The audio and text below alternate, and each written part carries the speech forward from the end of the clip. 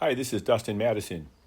What if we thought of teaching not as delivering instruction, but as designing a living system, one that continuously evolves in response to who our students are, what they need, and how they grow? This model, identity-informed teaching, is my attempt to map that idea into practice.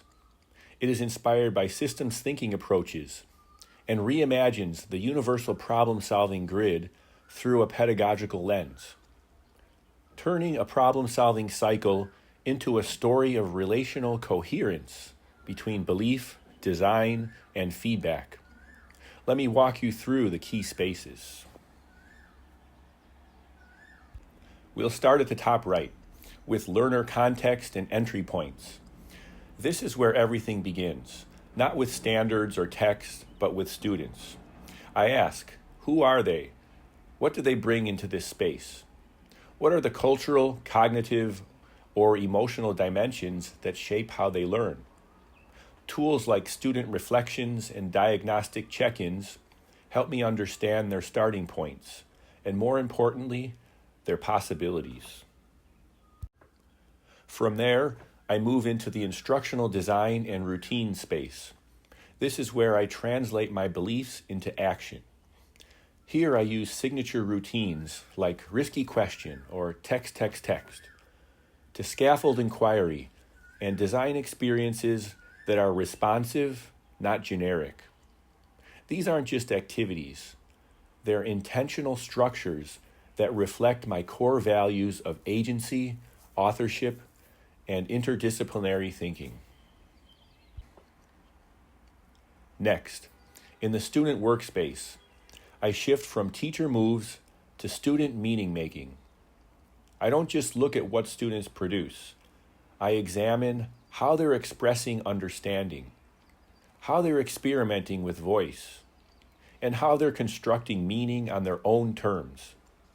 This is where I see the evidence of identity-informed teaching in action. Now, that work generates critical insight, which brings us to the feedback and reflection loop. This is where learning cycles complete and restart. I use student work, not just to assess performance, but to revise my pedagogical routines, to reflect on equity, and to renew my mission. This space is less about grading and more about growth for both students and me. So what you're seeing here isn't just a model.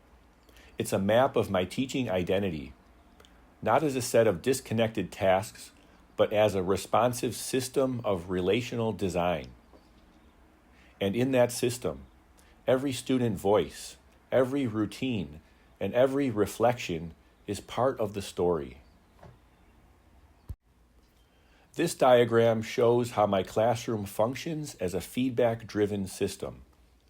It starts with teacher routines, the design choices I make based on my mission and vision. These routines generate student work. This gives me the insight into how students are thinking, growing, and expressing themselves. That work then produces outcomes, not just grades, but moments of feedback, risk, and revision.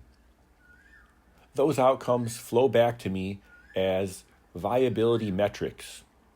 How well is this routine working? Is it equitable? Is it meaningful? From there, I adjust my design and the cycle continues. So teaching here isn't a one-way delivery. It's a responsive loop between teacher moves, student identities, and the evolving story of the classroom.